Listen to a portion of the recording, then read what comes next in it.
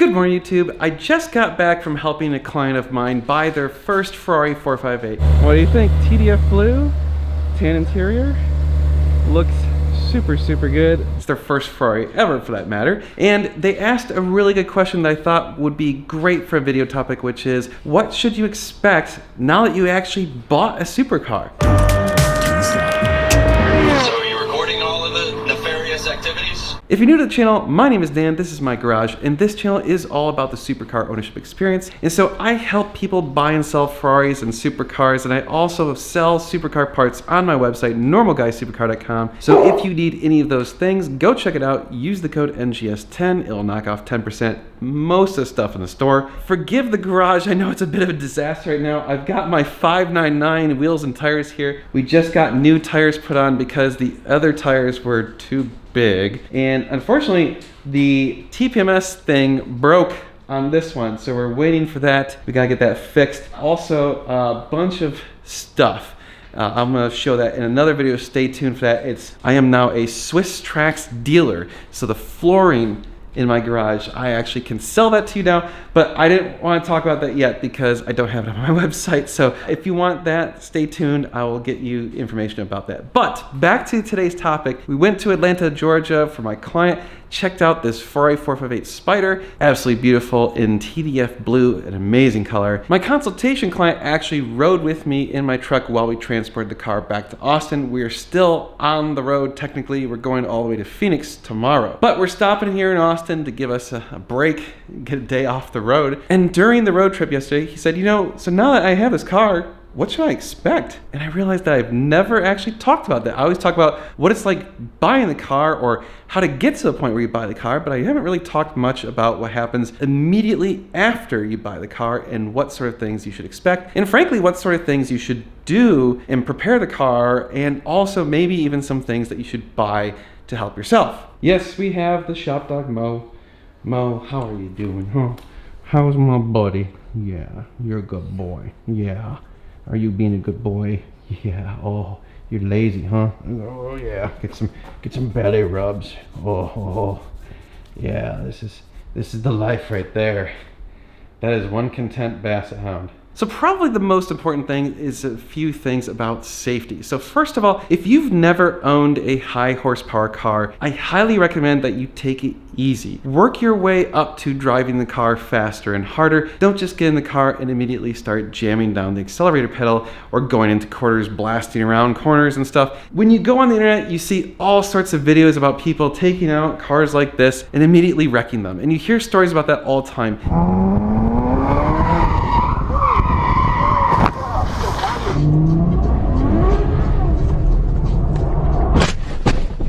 And here's the thing, a lot of people get in these cars and they've driven other cars and they think, oh, I know how to drive this car. I've driven so many cars in my life. I've been driving for 20 years, blah, blah. And they turn off the traction control. Okay, so the reality is most of these cars have modern traction control systems that are pretty good. And if you leave them on, it makes it much more difficult to actually crash the car, especially doing something stupid. I highly recommend do not turn off the traction control, not at first, okay? Get used to the car. I would recommend, honestly, when you first get the car, the first day or 2 or 3 or even week, drive the car and work your way up. Drive it a little harder, get used to it, see how it feels, see how it handles, see how it brakes, see how it accelerates, and work your way up to the point at which you're starting to get to the limits of the car, and maybe do that in settings that are really safe. So if you have the ability to go to a track, that's ideal, but obviously that's not going to be the case for most of us. So do it in areas that are unpopulated or have large safety margins on the shoulders. If something does go wrong, you're not going to wreck the car or kill yourself or kill someone else. Ultimately, it means just be safe, take it easy, work your way up. Beyond that, on a safety thing, the other thing I would suggest is probably should get a fire extinguisher. Now, no, these cars don't catch on fire super easily. It's not like the internet seems to think, where it's like, oh my God, all Ferraris catch on fire. It's not true, but they do sometimes catch on fire. I can tell you it's happened to me. Oh, it's on fire. I would recommend getting an Element fire extinguisher and put it in your door. So I have one in my door right here. So you notice right there in my door, yep, there's my fire extinguisher. So that anything goes wrong, at least I can have a chance of saving the car. Ultimately, the goal is if it catches on fire, save yourself and your passenger, get out. But if you can somehow save the car, something like this will help. And the fact that I can put it in the door means I have access to it very, very quickly. Mo thinks you need a fire extinguisher, don't you, Mo? He's also like, I need to inspect this car. I'm pretty sure that smells like there's probably something in here of interest. Yep, better check out this button. Nope, smells okay. So some other things that you may consider doing to the car immediately is if you are going to get a PPF or a paint correction or a ceramic coating, get those things scheduled. You may even do that before you buy the car because sometimes the companies that do it get booked up. So get those planned. Do that before you start driving the car too much, because as soon as you start getting rock chips or anything like that, you're gonna be very sad. So I would do some sort of paint protection if it's not already on the car. Another thing that you may need to buy if it didn't come with it is a battery tender. With these cars, you're not going to be driving it all the time. Yes, you might drive it a lot when you first get it because you're excited and it's new. The reality is it's going to be sitting for long periods of time, so you want a battery tender. And my rule of thumb is, even though I have a lithium battery, the anti-gravity battery, which again you can buy on my website, normalguysupercar.com, and it doesn't really need to be plugged in as much as a normal battery, but I still plug it in because the battery tender actually maintains the battery in a state where it's going to last longer. So I'm not so interested in necessarily keeping it charged, but I'm interested in it lasting longer. Now with a regular lead acid battery, it's important that you keep them charged up on a tender because they do tend to lose some charge. They have parasitic draw on these cars. When these cars have anything less than perfect voltage, all sorts of weird problems happen. You get weird errors in the computer, things start getting wonky. So just keep it on a tender whenever you're not driving it. So as far as expectations go, you're going to experience some very interesting emotions. This is unfortunately unique to each of you, so I can't say exactly how it's going to be for you, but I can tell you how it is for me. A little bit of nervousness, honestly. A lot of my clients feel that way. They're a little bit nervous. They're extremely excited. There's something to say about this combination of nerves and excitement, and that's why, again, take it easy at first. Some of that excitement will last for quite a while. You may even have this worry in the back of your mind because you've read so many horror stories and all this stuff that you think, oh my God, is it gonna break? Oh, it's gonna catch on fire. Oh, what happens if something happens to the car? Try your best not to worry too much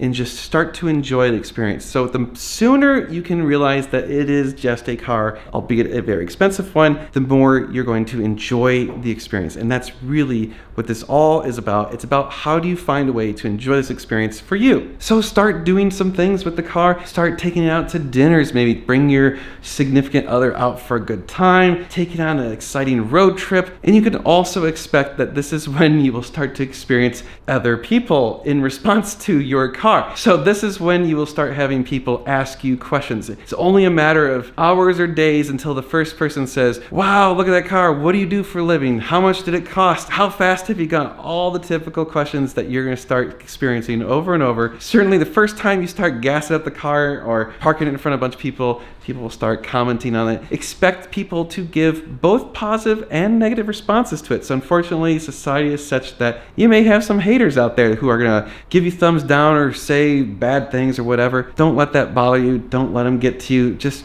whatever, you know. On the same note, you're going to have a ton of people, and actually the majority of people are going to be giving you thumbs up, smiling, saying that's a cool car, can you rev it, all sorts of things. So you will get attention no matter what with one of these cars. So expect it. It's generally positive and it's usually fun. Play with it, enjoy it. Even for you introverts like myself, it's still pretty fun. You are going to meet some interesting characters and have some fun with it. So try and enjoy it and try and have a positive attitude about it. You will find it actually kind of fun, in my opinion, in the long run. Trust me, it's one of the cool things about this car is you will start meeting people. And so speaking of meeting people, one of the things that I would highly encourage you to do is if you do buy, for example, a Ferrari, join the Ferrari Club of America. You can actually use my member number as a reference, 50662. It's a lot of fun. That is actually one of the things I really enjoy about these cars, is that they enable you to join in with all these social fun activities, whether it's with the Ferrari Club of America or other local clubs, or even just going to various events, or maybe even just taking it to a charity event or a car car show. So go out there and intentionally try and find things to do with the car. It will add to the experience. It will bring you more joy of the ownership of these cars. I'm pretty sure you're going to find some in your area somewhere. For example, in the Austin area, not only am I a member of the FCA,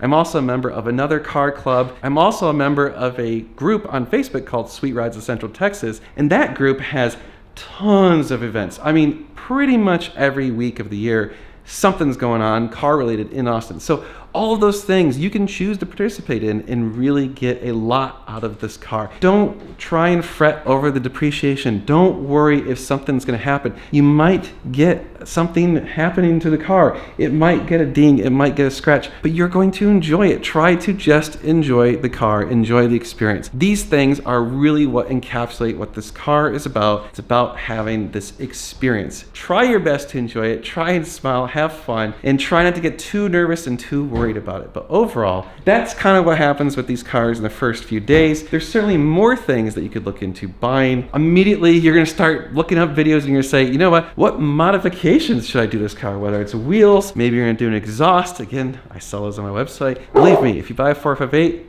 you need an exhaust. Pretty much if you buy any modern Ferrari, you need an exhaust to really make it sound right. But other things you might consider are dash cams. Obviously, I mentioned the PPF, charger. Possibly if your car didn't have any floor mats, get some of those. Anything to take care of the car, really make the car yours and make it so that you enjoy it and it stays safe and clean and enjoyable. Hopefully, this is helpful to any of you that are looking to buy one of these cars and you find this good advice. Again, if you need help buying or selling a supercar, or if you need any supercar parts, visit my website, normalguysupercar.com, or you can even email me, dan@normalguysupercar.com, and we could work something out and figure out what it is you need. So feel free to talk to me, and I'm willing to help you out. You guys are amazing. Thank you so much for watching. We have tons of car stuff coming your way. You are going to want to stay tuned, so hit that subscribe and share button. Also give me a thumbs up if you like this. We will be doing more car stuff. You're going to want to stay tuned.